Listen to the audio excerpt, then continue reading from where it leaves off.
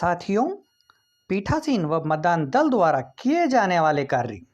Number 1 अभ्यासेपित मत, number 2 निवेदित मत, अगला टेस्ट वोट, परीक्षण मत, प्रॉक्सी वोटर, दिव्यांग मतदाता, मशीन की खराबी, अंधे विकलांग मतदाता, मतदाता की आयु संबंधी समस्या, बलवा बूथ कब्जा।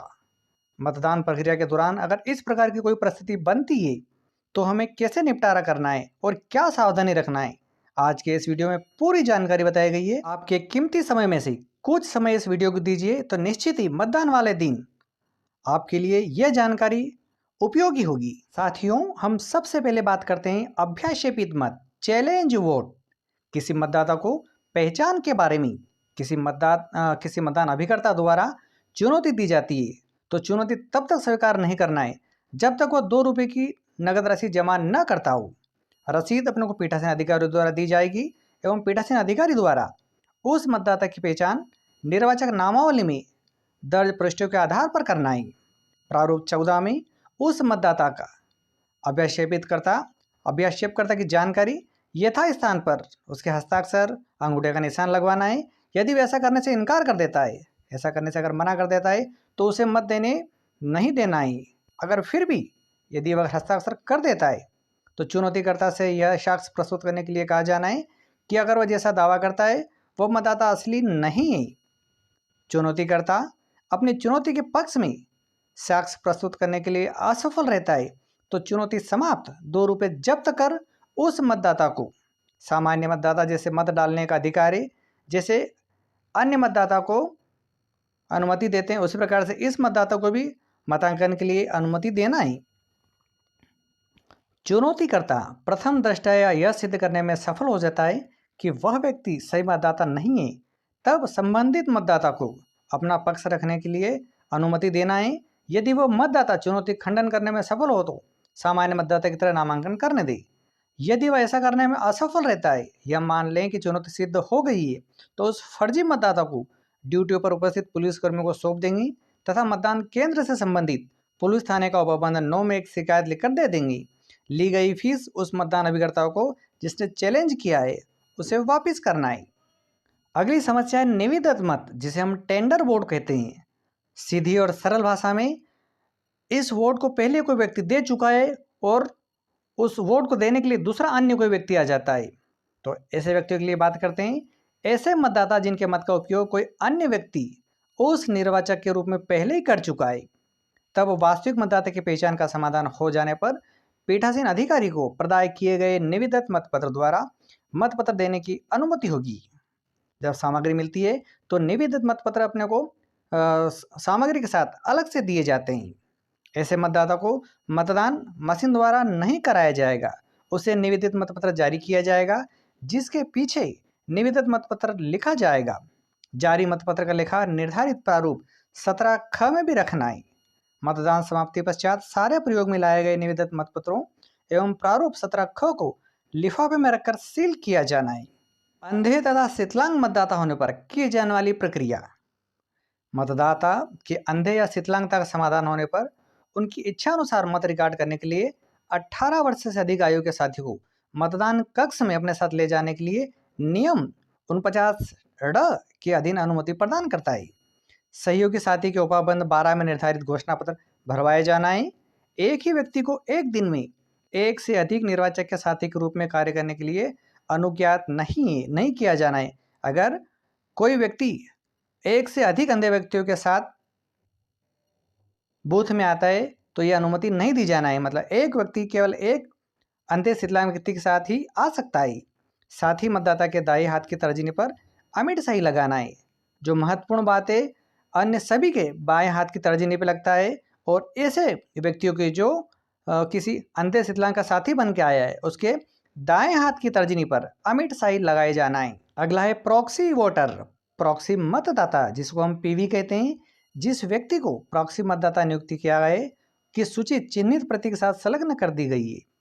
जो चिन्हित प्रति रहती है प्रॉक्सी वोटर की सूची उसके साथ लगी रहती है। प्रॉक्सी मतदाता द्वारा मतदान करने पर उसके बाएं हाथ की मध्यमा में अमिट सही लगाई जाना है।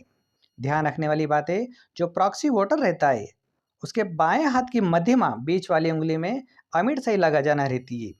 मतदाता रजिस्टर के कॉलम 2 में प्रॉक्सी मतदाता का सरल क्रमांक एवं पीवी अंकित करना रहता है। प्रॉक्सी वोटर के लिए उस जो मतदान क्रमांक मतदाता अधिकारी 2 रहता है उसके रजिस्टर में पीवी अंकित करना रहता है। मतदान की अन्य प्रक्रिया सामान्य मतदाता द्वारा अपनाई जाने वाली प्रक्रिया ही होगी। अब बात करेंगे हम दिव्यांग मतदाता हेतु मतदान प्रक्रिया की। मतदाता सूची के पीछे मतदान केंद्र अंतर्गत दिव्यांगों की सूची लगाई जाएगी।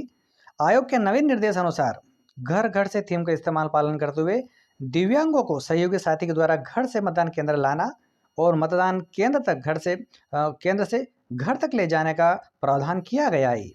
दिव्यांग मतदाता को लाइन न लगाकर उसे प्रवेश हेतु सर्वोच्च प्राथमिकता हेतु मतदान की कार्रवाई की जाना है। दिव्यांग मतदाता अपने सहयोगी के साथ किसी वाहन से जो रजिस्टर्ड होगा मतदान केंद्र में मुख्य दरवाजे पर आ सकता है। दृष्टिहीन अतिवृद्ध मतदाता के सहयोगी साथी मुख्य दरवाजे तक मतदाता का सहयोग प्रदान कर सकता है। मतदान केंद्र का मुख्य प्रवेश द्वार का पार्टीशन नहीं करना है, उस पर पार्टीशन नहीं करना है अपने को। यह दृष्टिहीन अतिवृद्ध साथी के साथ मतदान करे तो उसे मतदान प्रकोष्ठ तक पहुंचकर मतदान की अनुमति दी जाएगी।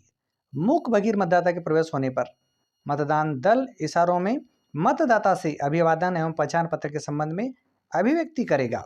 दृष्टिहीन मतदाता जो ब्रेल लिपि के आकार जानकार हैं उन्हें पीठासीन अधिकारी डमी ब्रेल लिपि पत्र से अवगत कराएंगे। अस्थिवादी जो व्हीलचेयर का उपयोग करते हैं वे व्हीलचेयर के साथ मतदान कक्ष के अंदर तक लाकर मतदान की प्रक्रिया संपन्न की जाएगी। पुलिस अधिकारी कर्मचारी इस प्रक्रिया में अपना सहयोग प्रदान कर सकते हैं। अब हम बात करेंगे टेस्ट वोट की। परीक्षण मत यह एक विशेष परिस्थिति बनती है। नियम 49A ऐसे परिस्थितियों के लिए प्रतिक्रिया उपलब्ध कराता है।